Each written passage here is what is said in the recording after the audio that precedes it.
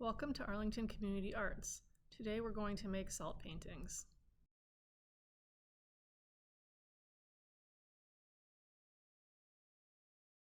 Begin by taking a bottle of Elmer's glue and drawing an abstract design on a piece of watercolor paper. Next, put your paper in a tray and sprinkle salt liberally all over it.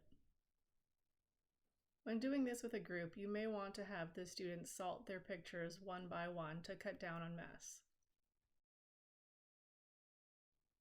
The salt left in the tray can be used to salt the next student's artwork. Now that the glue is covered in salt, it's time to use the watercolors.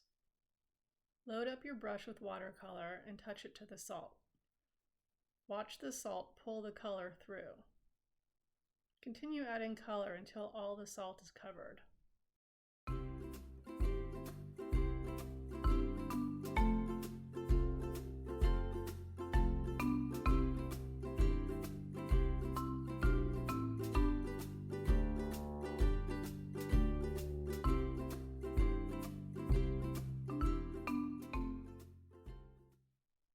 When all the color is added, set the painting aside to dry overnight.